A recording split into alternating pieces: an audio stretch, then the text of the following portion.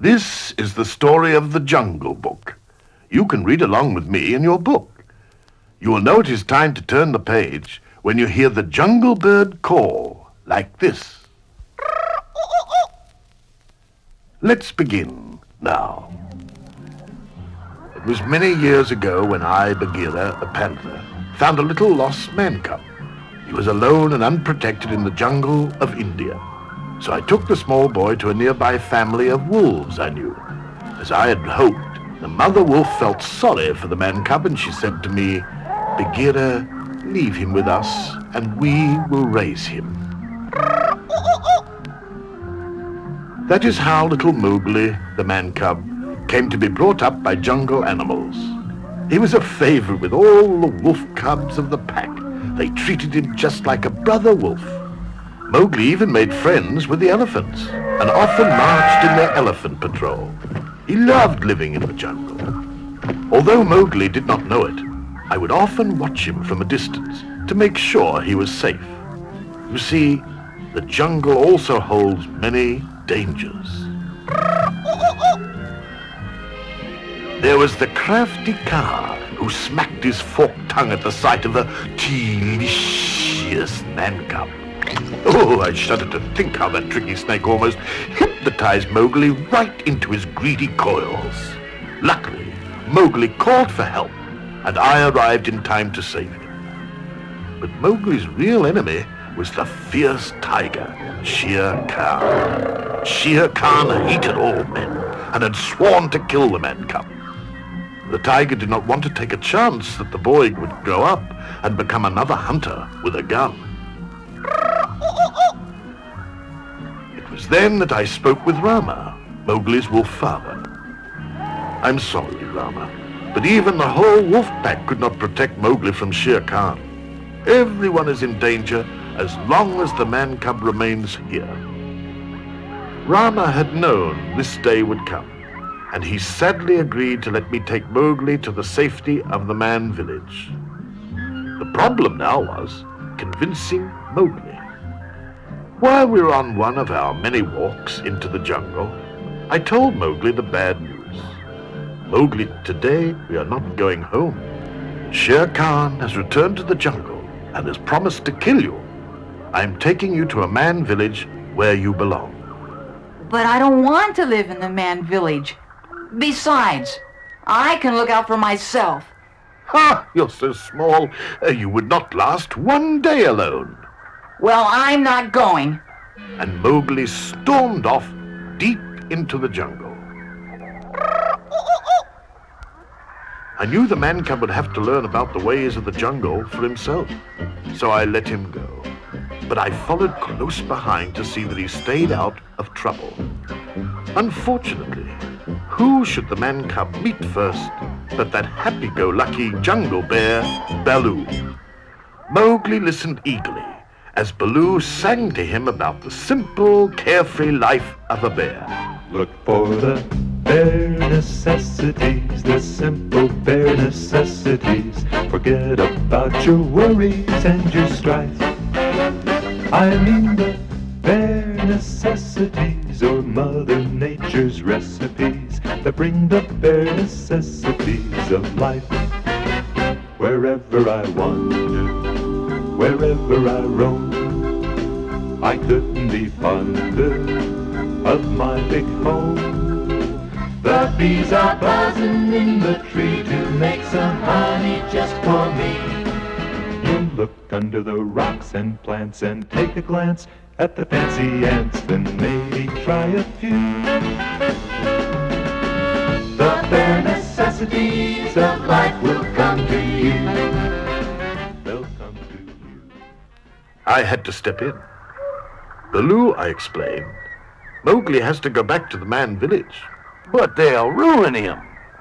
They'll make a man out of him. Our discussion was cut short when a band of monkeys grabbed Mowgli and whisked him up into the treetops. "Come on, Baloo.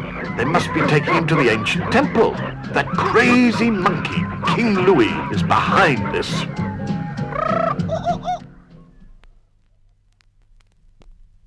Soon Mowgli was face to face with King Louie. Why have you brought me here? Relax, man cub, said Louie. We can help each other. I'll fix it so you can stay in the jungle if you teach me the secret of man's fire. But I don't know how to make a fire. Don't try to kid me, man cub. Tell me about man's fire so I can be like you. It looked like Baloo and I had arrived just in time. Baloo, I said quietly, you've got to create a disturbance so I can get Mowgli out of there. Baloo took some leaves and a coconut shell and disguised himself as a monkey.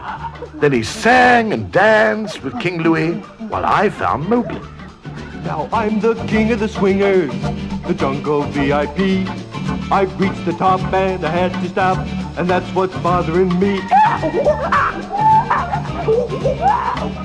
I wanna be a man cub, and stroll right into town, and be just like the other men. I'm tired of monkeying round. Oh, I wanna be like you. I wanna walk like you, talk like you too. You'll see it's true, and act like me. Can learn to be human too. But the disguise didn't fool Louie for long. It's Baloo. Get that bear. In the wild chase that followed, Baloo bumped into a shaky old stone pillar, and the ancient temple walls came crashing down around the monkeys. That gave us a chance to escape. Now Baloo agreed with me that Mowgli must go back to the man village, but Mowgli still couldn't understand. But Baloo, I want to stay here and be like you. You said we were partners, but you're just like old Bagheera. Neither of you likes me. Now hold on, little britches, Said Baloo. Bagheera and I are only trying to do what's best for you. You're a human, and you belong with other humans. Mowgli shook his head, turned and sadly walked away. This was just the opportunity Shere Khan had been waiting for. The tiger, who must have been following us for some time, saw the man cub alone and leaped out at Mowgli. But the mighty Shere Khan fell with a thud a few inches away from the boy. Baloo had grabbed Shere Khan's tail at the last moment. Run, Mowgli! Shouted Baloo. Shere Khan roared fiercely and lashed about, trying to get at Baloo. As long as the bear hung on tightly to Shere Khan's tail, he was safe from the tiger's razor-sharp teeth. Then Shere Khan cracked his big tail like a mighty whip and whirled Baloo to the ground. Suddenly, a storm came up. A lightning bolt flashed to earth and set a nearby tree afire. Mowgli saw a way to save Baloo. But one thing Shere Khan feared was fire. Mowgli took a burning branch in his hand and ran toward the tiger. The fire frightened Shere Khan so much that he ran off like a scared kitten. Baloo sighed in relief. Nice work, Mowgli. We'll never see him around these parts again. Mowgli was still convinced that he would never leave the jungle for any reason. But just then, he saw something he had never seen before. It was a girl.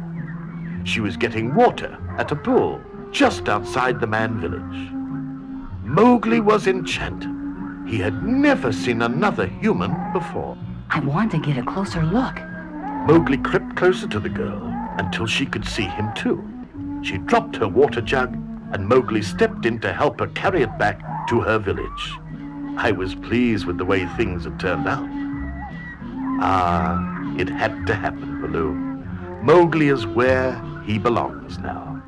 Yeah, I guess you're right. Well, come on, Baggy Buddy. Let's get back to where we belong. And home we went.